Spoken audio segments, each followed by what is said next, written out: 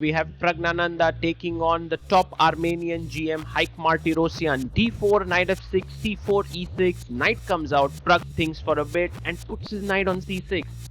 Not a very common move, but Haik goes g3 and Pragg immediately transposes it into his favorite opening, the Bogo Indian. He loves to play it. Queen e7. And now knight comes out to c3, strikes in the center. You can take the pawn, but instead Haik decides to sacrifice his pawn on c4. Knight jumps into the center. Look at the speed at which Praggnanandhaa is making his moves. He's well prepared. This pawn is hanging. You can go queen d4. You can also play f4 and defend the pawn. He plays it. He pushes his pawn to f4. Black castles. And now Haik is a pawn down for the time being.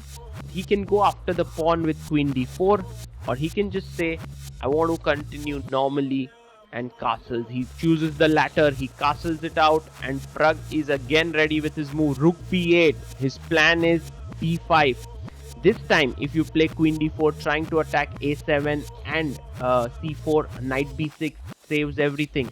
So he goes rook b8, rook d1. And Pragg now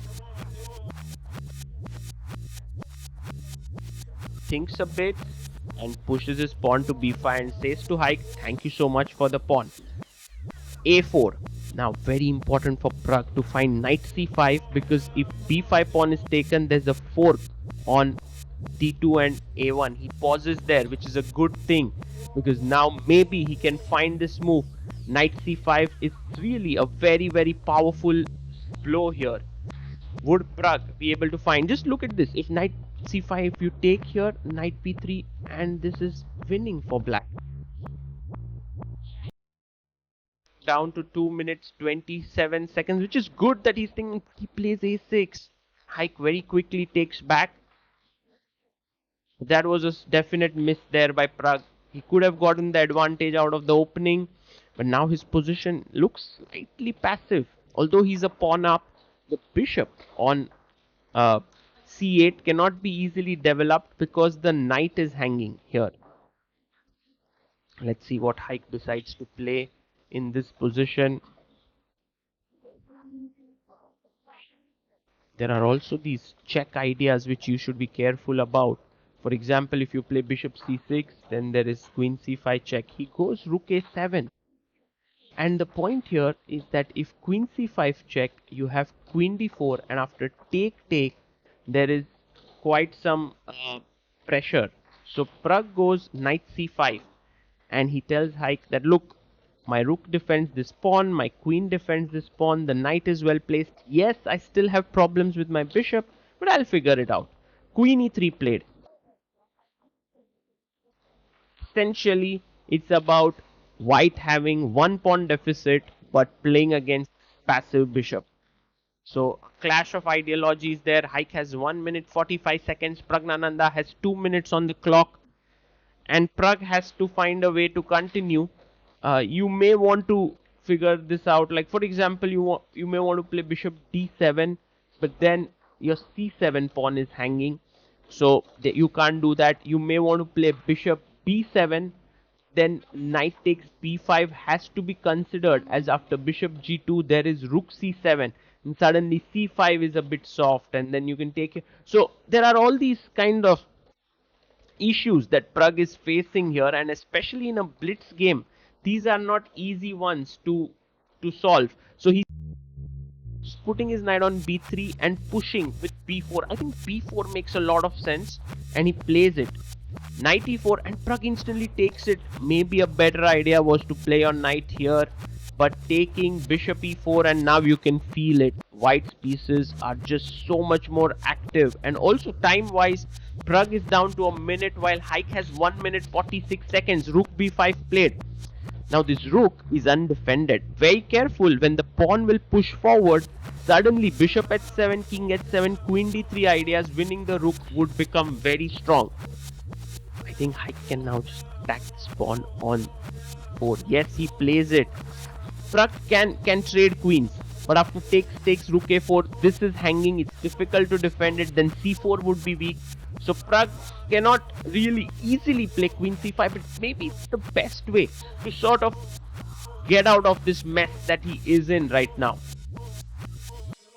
And he's already down to 45 seconds, so the pressure is mounting. Haik Martirosyan really putting a lot of pressure on Pragg. And you can see Pragg is uncomfortable. He's swiveling the pawn, then puts it away, then takes it back. Blunder here. Oh, he takes it instantly. But again, bishop at 7 should be found here. Check and you win the rook. Will he find it? Haik after b3. He thinks for a bit. He needs to see it. It's not so difficult. Because also after takes queen d3 and taking here, he controls the c5 square, so there are no checks and losing the rook. No, he doesn't. He plays c4. Pragg is back in the game. Rook b8. And the b3 pawn can be dangerous, so he attacks it. But now Pragg can move in with his queen. Queen b4. Yes, he plays it with 30 seconds on the clock. Haik has a minute. 7. Pragg quickly gets his bishop out. Finally, the bishop is breathing, but now white, instead of being a pawn down, is a pawn up. Bishop comes back to d3.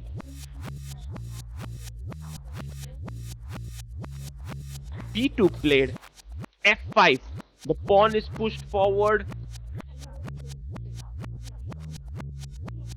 And now, well, if you take here, there is e6 coming in.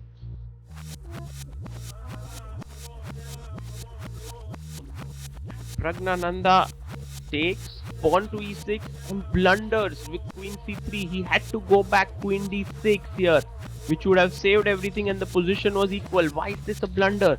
Because loose pieces drop off. Bishop on a6 is loose. Takes, and how do you now win?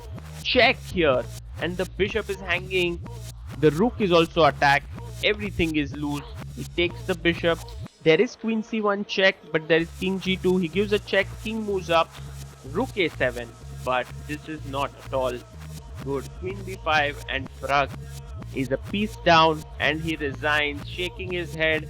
Haik Martirosyan played it well. He showed his compensation. Pragg was unable to prove that his extra pawn was useful.